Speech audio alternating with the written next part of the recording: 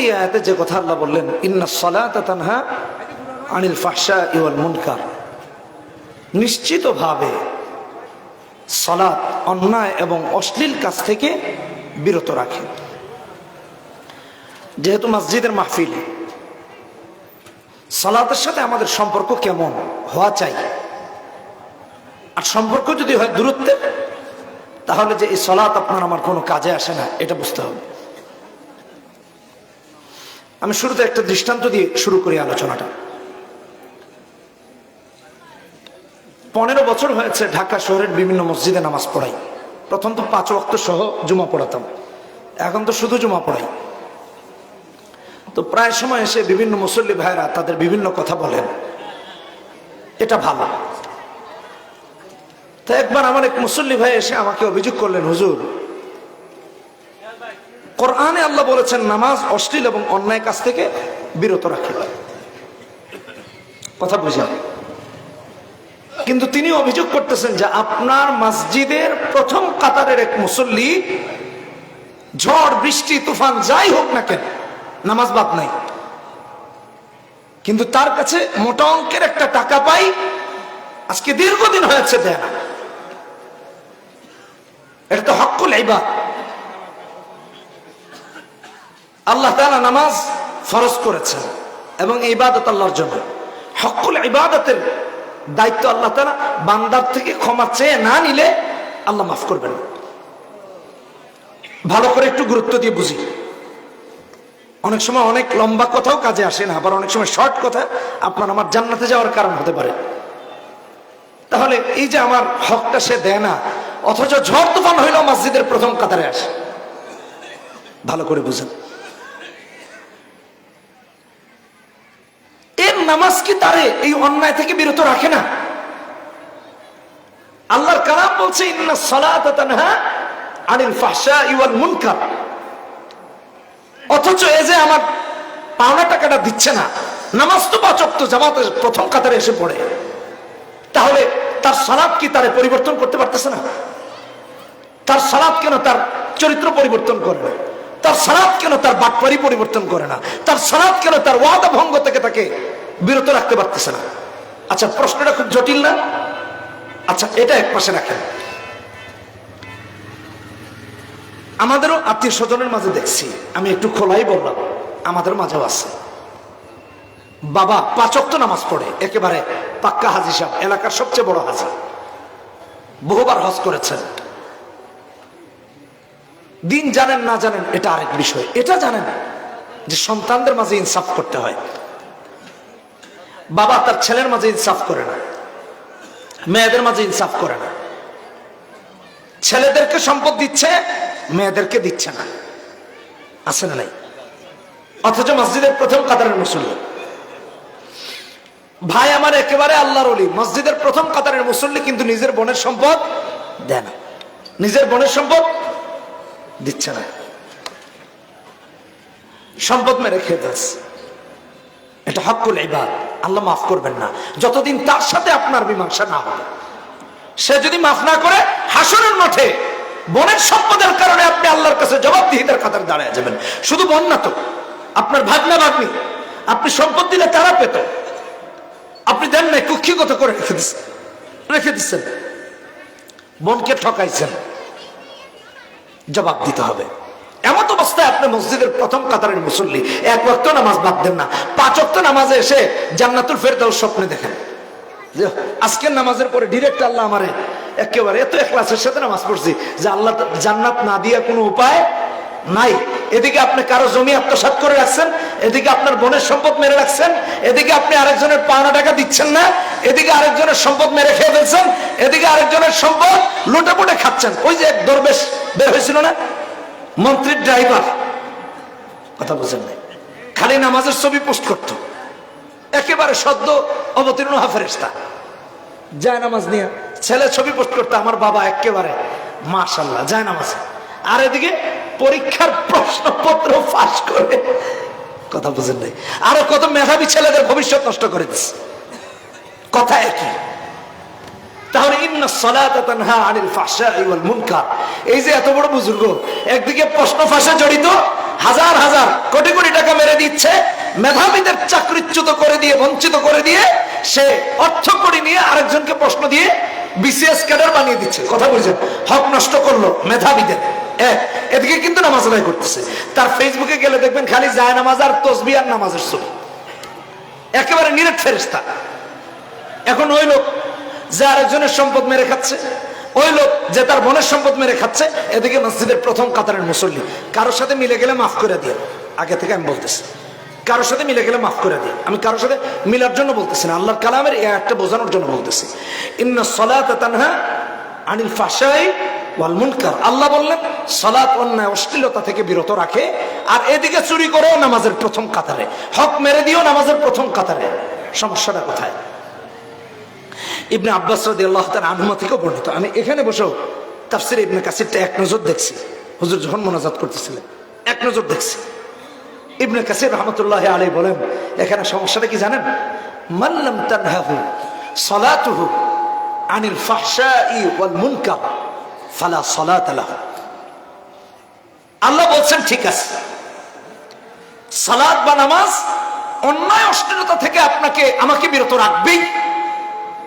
রাখে না কেন? আল্লামা ইবনে কাসির রাহমাতুল্লাহি আলাইহি এই আয়াতের ব্যাখ্যা করতে গিয়ে লিখেন, যে ব্যক্তির সালাত, যে ব্যক্তির নামাজ তাকে চুরি থেকে বিরত রাখছে না, জিনা থেকে বিরত রাখছে না, ডাকাতি থেকে বিরত রাখছে না, পরের হক মেরে দেওয়া থেকে বিরত রাখছে না, ফালা সালাতা লাহু, আসলে তার নামাজই হয় নাই। কথা বুঝেন নাই? প্রথম কাতারে গিয়েছে ঠিকই, ইমামের পিছনে দাঁড়িয়েছে ঠিকই, কিন্তু তার নামাজই হয় নাই। কি হয় নাই? কি হয় নাই? নামাজ হয় নাই। কারণ যে ব্যক্তি রবকে খুশি করার জন্য সালাতে আসবে, সে আরেকজনের হক মেরে খাবে না। এখন বলবেন হুজুর নামাজ কবুল হলো না, এত কষ্ট করে মসজিদে ঝড় বৃষ্টিতে আসে, এটা কি বলেন? আরে ভাই, ঝড় বৃষ্টি ফালান না। কখন নির্বাচন আসলে দেখবেন ঢাকা থেকে চলে আসে 10,000 টাকার তেল জ্বালিয়ে, এলাকায় সবচেয়ে বড় ফেরেশতা। পাশ হওয়ার পর জনগণ তার জুতার দেখাও পায় না, তার তো বাবে দূরের কথা। এটা লোক দেখানো নামাজ, আল্লাহকে সন্তুষ্ট করার নামাজ না। এই জন্য নামাজের ভেতরে বাহিরের খুশু খুজু আছে। সারাদিন আপনি নামাজ আদায় করেছেন, অজু নাই, নামাজ হবে? এমন নামাজিও আছে। আমি রিসেন্টলি কয়েকটা দেশ ঘুরে আসছি। লন্ডনে গিয়েছিলাম, লন্ডন থেকে স্কটল্যান্ডে গিয়েছিলাম, স্কটল্যান্ড থেকে আবার লন্ডন হয়ে আমেরিকায়, আমেরিকা থেকে কানাডা, কানাডা হয়ে বাংলাদেশে আসছি। বোঝার জন্য বলতেছি। তো আমেরিকাতে, লন্ডনে আমি এমন এমন মসজিদে গিয়েছি, একটু বুঝেন। প্রথম কাতারে মুসল্লি গিয়ে বসছে, ওখানে তো আমাদের মতো বাংলা আর আরবি খুতবা দেন না, খুতবা দুটাই দেন। আমরা তো আমাদের বক্তব্য বোঝানোর জন্য খুতবার আগে একটু বয়ান দেই, মানুষদেরকে নিয়ে বসে নসিহত করি, এটা তো আর করে না। তারা ডিরেক্ট খুতবাতে চলে যায়। ভালো করে বুঝেন, এবং খুতবা অনেক লম্বা দেয়, অনেক লম্বা খুতবা দেয়। তো খতিব সাহেব খুতবা দিচ্ছেন, এক মসজিদে গেলাম, মিশরের খতিব, মাশাআল্লাহ তিলাওয়াত অসাধারণ। এক মুসল্লি সামনের কাতারে গিয়ে বসছে, 3/4 মসজিদ প্যান্ট, ভালো করে বুঝেন, 3/4 প্যান্ট, প্যান্টটা আবার 3/4 মাঝে আর একটু শর্ট। মসজিদে গিয়েছে, সাদা ফর্সা শ্বেতাঙ্গ মুসলিম, প্যান্ট পরেছে, একদিকে শর্ট, আবার এটা একেবারে পাশার শেষ সীমানায়। পাশা বুঝেন, নিতম্ব, আপনারা কি বলেন বুঝি না তো, কোমরের একেবারে শেষ সীমা রেখায়, ফটিকছড়ির টিলার শেষ দিকে নিয়ে লাগাইছে প্যান্টটা। টি শার্ট পরেছে, এটা তো যেমন তেমন, প্যান্ট বেশি নিচে নামানোর কারণে টি শার্টের মাঝে আর প্যান্টের মাঝে একটা দূরত্ব তৈরি হয়েছে।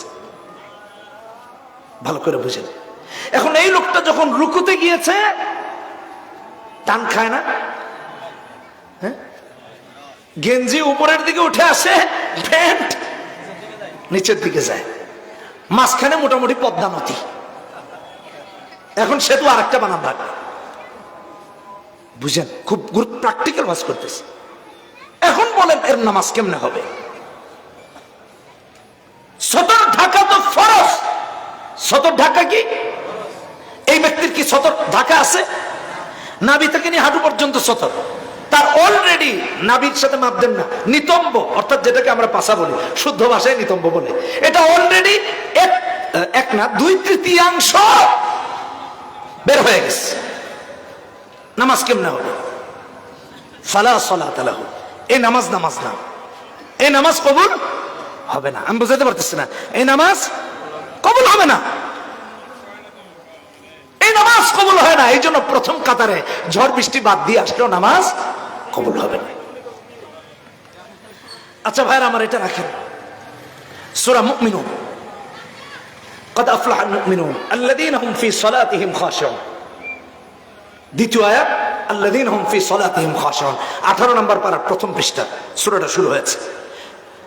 আল্লামা তাকি উসমানী হাফিজাহুল্লাহ বর্তমান বিশ্বের সবচেয়ে বড় স্কলার। আপনি ওনার ইন্টারন্যাশনাল যে সমস্ত প্রোগ্রাম গেলে দেখবেন, ইংরেজদের জন্য ইংলিশে বক্তব্য দিচ্ছেন, আরবিদের জন্য আরব ভাষায় বক্তব্য, আরবি ভাষায় বক্তব্য দিচ্ছেন। এত বড় একজন আলেমে দ্বীন, পাকিস্তানের আগের চিফ জাস্টিস সম্ভবত, তাই না?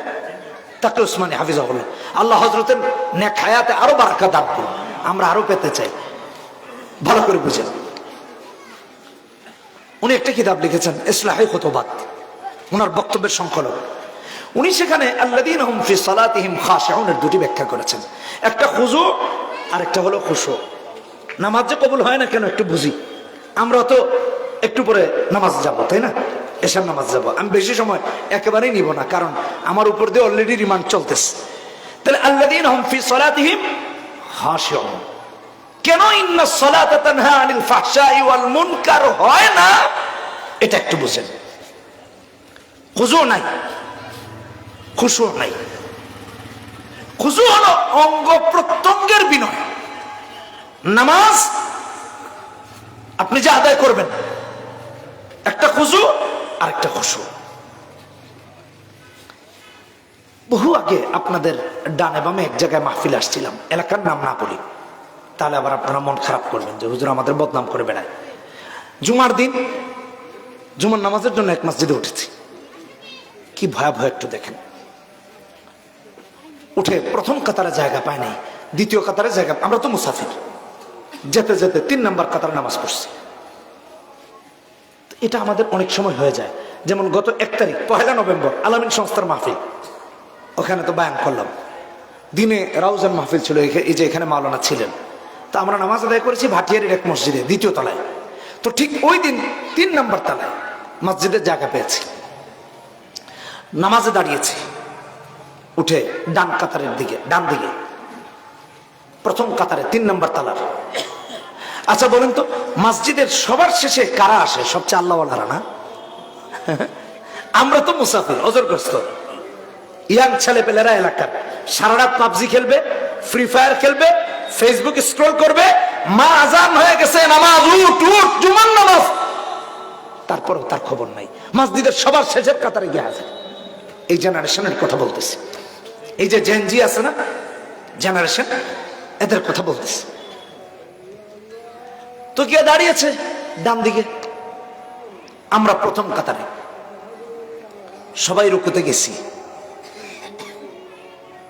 রুকু থেকে দাঁড়িয়েছি। সিজদায় যাব যখন, আমাদের ডানের যে মুসল্লি ছেলে, ইয়াং ছেলে, পেছন থেকে একজন এমন জোরে হেড দিল, বেচারা উল্টে পুল্টে গিয়ে পড়ছে।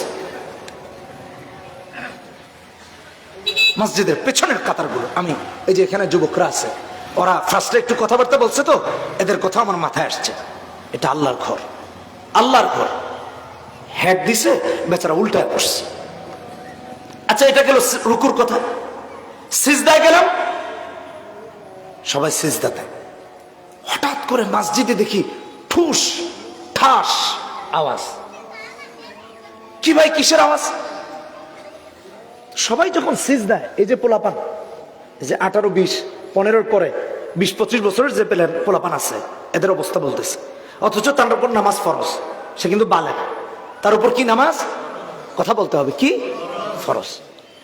সিজদায় গেছে, একটা উঠে আরেকটার পাশায় ঠাস করে থাপ্পড় দিয়ে আবার সিজদায়। এখন যে থাপ্পড় খেয়েছে, এ আবার উঠে দেখে কেটা মারলো। তার আবার যারা সন্দেহ লাগে, সে আবার তার পাশে আরেকটা বসায় দিয়ে সিজদায়। খুশু খুজু ভালো করে বুঝেন, এটা খুশু না, এটা খুজু না। আমি আমাদের নামাজ কেন হয় না এর বহুগুলো কারণ দেখাইতেছি।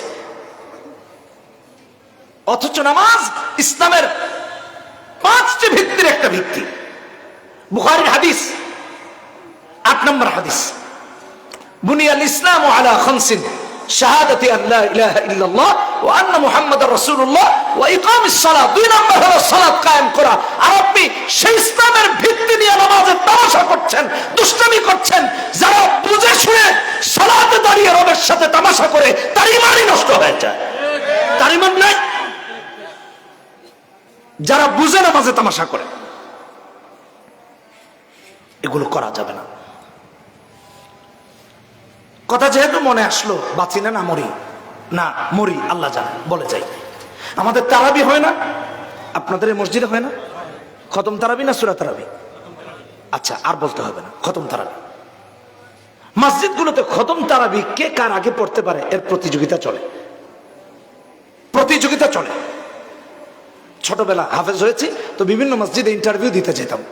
ইন্টারভিউ শোনার পরে বলতো, এ তো ধীরে ধীরে মালগাড়ি চললে আমাদের মসজিদে চলবে না। তাহলে কেমনে? দক্ষিণ পাড়ার মসজিদে 1 ঘন্টা লাগে খতম তারাবি, আমাদের মসজিদে 45 মিনিট হইতে, 15 মিনিট আগে। তা না হইলে মুসল্লি থাকবে না। নাউজুবিল্লাহি মিন যালিক। এই নামাজ আল্লাহর কাছে কবুল কেমনে হবে? ইমাম সাহেব কি পড়তেছেন আপনি তো বোঝা দূরের কথা, পিছনে যে আছে ও মাঝে মাঝে হারায় ফেলাইতেছে, যেটা কোন দিকে চলতেছে, ফটিকছড়ি রোডে না ঢাকা চিটাগাং হাইওয়ে, হিসাব নাই। নামাজ এই জন্য ইন্নাস সালাতা তানহা আনিল ফাহশাই ওয়াল মুনকার হয় না। ফিফা 2014 আমি আরেকটা কথা বলি, তখন আমি এক মসজিদে জমা পড়াই, এক মন্ত্রী তখন আমার এক মুসল্লি। তখন আপনাদের মনে থাকলে দেখবেন ওই বছর একটা বিশ্বকাপ খেলা হয়েছে রমজান মাসে 2014। আমার সালটা মনে আছে, বাকিটা আপনারা খুঁজে দেখে নিন গুগল থেকে। তারাবি পড়াই, একটু ধীরে ধীরে পড়ি, মোটামুটি বুঝায়। ওই মসজিদে তখন খতিব। তারাবি ঠিক আগ মুহূর্তে এসে মসজিদের একজন প্রভাবশালী কমিটির সদস্য আমার কানে কানে কইতেছে, খতিব সাহেব আজকে একটু তাড়াতাড়ি মেরা দিন, নামাজের পরে আর্জেন্টিনার খেলা আছে। আমার জানা নাই বাস্তবতা আর কেমনে বোঝানো যায়, আমার বুঝে আসতেছে না। লা হাওলা ওয়ালা কুওয়াতা ইল্লা বিল্লাহ। ইন্নাস সালাতা তানহা আনিল ফাহশাই ওয়াল মুনকার। এটা হবে না। এই নামাজ আপনাকে আমাকে অন্যায় থেকে বিরত রাখবে না, কারণ এতে আপনার ইখলাস নাই, এতে আপনার আমার আল্লাহকে খুশি করা নাই। ইন্নাস সালাতা তানহা আনিল ফাহশাই ওয়াল মুনকার। এইজন্য তাকে উসমানী হাফিজুল্লাহ বলেন, একটা খুজু আর একটা খুশু, বুঝেন ভালো করে। খ দাদ ওয়াও আইন, আরেকটা হলো খাশিব ওয়া আইন। একটা হলো নামাজের অঙ্গ প্রত্যঙ্গের বিনয়, সালাতে দাঁড়িয়েছেন, আপনার আমার চাল চলন আচার আচরণের জন্য আমলে কাসির না হয়ে যায়, প্রত্যক্ষদর্শী দেখলে যেন বুঝে আপনি নামাজে আছেন। আপনি নামাজ বাদ দিয়া চুলকাইতেছেন, ঘড়ি দেখতেছেন, মশা মারতেছেন, এ নামাজ কেমনে আল্লাহর কাছে কবুল হবে? এটা অঙ্গ প্রত্যঙ্গের বিনয় নয়। আমার ভাইয়েরা, এই জন্য নামাজে 2 ধরনের বিনয় হওয়া লাগবে। 1 নম্বর হলো খুশু, আরেকটা হলো খুজু। অঙ্গ প্রত্যঙ্গের যেমন বিনয় হবে, আমলে কাসির যেন না হয়ে যায়। 2 নম্বর হলো আন্তরিক বিনয়, আল্লাহ ছাড়া আর কারো জন্য নামাজ হওয়া যাবে না। যেরকম ঠিক কিনা বেঠিক? অঙ্গ প্রত্যঙ্গ ঠিক আছে, মন ঠিক আছে, নামাজ ঠিক আছে। এই নামাজ হবে ইন্নাস সালাতা তানহা আনিল ফাহশাই ওয়াল মুনকার। এই নামাজ আপনাকে আমাকে অন্যায় থেকে বিরত রাখবে। আল্লাহ আমাদেরকে হেদায়েত দান করুন। সালাত খুশু এবং খুজুর সাথে যখন হবে, তখন রবের নিকটতম বান্দাবান্দি আপনি আর আমি হতে পারবো। ভাইরা আমার, আমাদের দেশে এই যে কলেজের টুকরা যুবকরা শুনতেছে, এদেরকে দেখেও আজের মোড় আরেক দিকে চলে গেছে। আমি ভাবলাম আজকে এই কথাগুলো বলতেই হবে। আমেরিকাতে, ভালো করে শুনুন, আমেরিকাতে এক মসজিদে নামাজে গিয়েছি, ইয়াং ছেলে, কৃষ্ণাঙ্গ মুসলিম, কালো মুসলিম, মসজিদে এসেছে নামাজে। চুল বেনি করেছে, বেনি, বেনি বুঝেন না, ওই যে মহিলারা যে বেনি করে, ছোট ছোট এটুক, কিন্তু বেনি করেছে, এই চুল বেনি চারদিকে ফেলছে, বেনি করে। তা আমি এটা নিয়ে খুব স্টাডি করলাম, আসলে এটা কেমনে। পরে জানতে পারলাম বিদেশে যে জেন্টস পার্লার আছে, আমাদের যেমন লেডিস পার্লার থাকে, এরকম জেন্টস পার্লার আছে। তারা সেই জেন্টস পার্লারে গিয়ে বিশেষ এক পদ্ধতিতে চুল বেনি করে, এবং এটা লং মেয়াদি। এই চুল বেনি থাকে জোড়া লাগানো, ছোট ছোট পাটের রশি আছে না, পাটের রশির মতো। আমি আপনাদের কাছে জানতে চাই, গোসল যদি ফরজ হয় আর আপনি যদি চুলের গোড়ায় পানি না পৌঁছাতে পারেন, আপনার গোসল হবে? পবিত্রতা হবে? তাহলে নামাজ হবে কেমন? এখন বেচারা তাহাজ্জুদ গুজার, একেবারে তাহাজ্জুদ মিস নাই, একদিনেরও না, কিন্তু তার ফরজ গোসল হয় না, তার তাহাজ্জুদ কবুল হবে? কারণ পবিত্রতা ছাড়া সালাত হয় না। এখন আমাদের ইয়াং জেনারেশন, গোসল ফরজ কি কি? গোসলের ফরজ কুলি করা, নাকে পানি দেওয়া, সমস্ত শরীর ধৌত করা। আপনি জিজ্ঞেস করে দেখেন না, একটা যুবকও জানে না। আপনি তারা গান জিজ্ঞেস করেন, সে গান পারে। বক্তৃতা জিজ্ঞেস করেন, পারে। ভাষণ, রাজনৈতিক সব পারবে। নামাজের সাথে তার এই দূরত্ব তৈরি হয়ে গেছে। আল্লাহ হেদায়েত দান করুন। এমন নামাজ আল্লাহর কাছে কবুল হবে? জোরে বলেন, হবে? হবে না। নামাজ আদায় করে কোরআনে কারীমের তিলাওয়াত সহি নাই, মাফ করে দিয়েন, আগে মাফ চেয়ে দিস, কিন্তু কথাগুলো জরুরি, আমাদের আমলি। এই যত কথা এতক্ষণ বললাম, একটা আমল করেন, জিন্দেগি পরিবর্তন হয়ে যাবে। একটা অতিরিক্ত কথা না। প্রায় মসজিদে আমরা সালাত আদায় করতেছি, আলহামদুলিল্লাহ। ইমামরা যখন করেন, শতকরা 99 জায়গায় ঠিক আছে, কারণ আলেমরা ইমাম হন, খতিব হন। দুই এক জায়গা ভিন্ন, অনেকের হয়তো বা সহি নেই তেলাওয়াত। কিন্তু আমাদের ইয়াং জেনারেশনকে জিজ্ঞেস করে দেখেন, অধিকাংশেরই সূরা কেরাত সহি নেই। নামাজ ভাঙার কারণ 19টা, তার প্রথমটাই হলো নামাজে কেরাত অশুদ্ধ পড়া। এখন আপনার আমার নামাজ হবে কেমন? এই যুবক ভাইরা, তোমরা শোনো। কয়েকদিন আগে এক যুবক আমাকে মেসেজ দিয়েছে, হুজুর আমি একটা প্রেম করি, এটা জায়েজ না না জায়েজ? বুঝেন ভালো করে, সে কি করে? প্রেম করে। আমি বললাম, ভাই প্রেম স্ত্রীর সাথে জায়েজ, যদি মেয়ে হয়ে থাকে তাহলে প্রেম করা স্ত্রীর সাথে কি জায়েজ, আফটার ম্যারিড, বিয়ের আগে না, বিফোর ম্যারিড না। সে মানতে নারাজ। কই হুজুর, কখনো আমি আমার গার্লফ্রেন্ডকে ধরবো না, তাও মানে তার উচিত হলো এটা জায়েজ হওয়া দরকার, তার মনের কথা। আমি বললাম, না জায়েজ না। কয় হুজুর কখনো ছুঁইব না, তাও জায়েজ নাই। বলে না। সবকিছু যখন শুনলো, এক পর্যায়ে কইতেছে, হুজুর আসল কথাটা বলেই ফেলি, খালি মাঝে মাঝে ভিডিও কলে দেখ।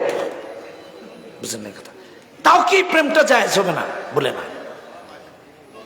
এক পর্যায়ে বলতেছে, হুজুর আমি কিন্তু প্রতিদিন তাহাজ্জুদ করি।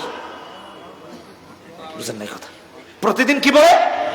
তাহাজ্জুদ পড়ে। তার তাও তার প্রেম হালাল হওয়া লাগবে। চিন্তা করছেন? উদ্দেশ্য ভালো, পদ্ধতি খারাপ। উদ্দেশ্য ভালো, পদ্ধতি খারাপ। এজন্য ভাইরা আমার, নামাজের আরকান, আহকাম, ওযু, গোসল, এগুলো যদি না জেনে আপনি আর আমি নামাজ আদায় করি, কোরআন তেলাওয়াত সহি নাই, নিয়ত বিশুদ্ধ নাই, তাহলে এই নামাজ কবুল হবে না। কারাত বিশুদ্ধ করতে হবে, নামাজের উদ্দেশ্যকে সঠিক করতে হবে। যদি এমন হয় সামনে ইলেকশনে মেম্বার বা চেয়ারম্যান বা এমপি বা মন্ত্রী পদে দাঁড়াবো, একটু নামাজটা 6 মাসের জন্য ধরি, তাইলে শেষ। এই নামাজ 6 মাস কেন, 60 বছর আদায় করলেও রবের কাছে কবুল হবে না। এবং এই নামাজ দিয়ে আপনার আমার অন্যায় অশ্লীল কাজও বন্ধ হবে না। মনে থাকবে ভাইরা আমার? মনে থাকবে? আল্লাহ রাব্বুল আলামিন আপনাকে আমাকে সালাত বিশুদ্ধভাবে, আরকান এবং আহকাম এবং নামাজের খুশু সঠিক রেখে আদায় করার তৌফিক দান করুন। সবাই বলি আমিন। আরো জোরে বলি আমিন। ওয়া আখিরু দাওয়ানা আনিল হামদুলিল্লাহি রাব্বিল আলামিন। সুবহানাল্লাহি ওয়া বিহামদিহি সুবহানাকাল্লাহুম্মা ওয়া বিহামদিকা আশহাদু আল লা ইলাহা ইল্লা আনতা আস্তাগফিরুকা ওয়া আতুবু ইলাইক। আল্লাহ যদি আবার কোনোদিন তৌফিক দেন, ইনশাআল্লাহ, আতিক ভাই বারবার যোগাযোগ করেছেন, আমি ইনশাআল্লাহ আবার একদিন লম্বা সময় দিব এদিকের মাহফিলের সাথে। ভাইরা যোগাযোগ করতেও দেরি হয়ে গেছে, প্রথম যে মাহফিল ওটার সাথে লিয়াজু করে অনেক কষ্ট হয়ে গেছে।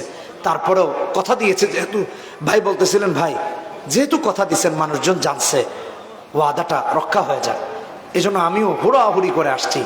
আল্লাহ আমাদেরকে তৌফিক দান করুন, বোঝার তৌফিক দান করুন। আসসালামু আলাইকুম ওয়া রাহমাতুল্লাহি ওয়া বারাকাতুহু। আজান হবে, নামাজ হবে এবং যথাযথভাবে মেহমানরা উপস্থিত আছেন, তারা বায়ান করবেন। সবাই ভালো থাকুন। আসসালামু আলাইকুম ওয়া রাহমাতুল্লাহ।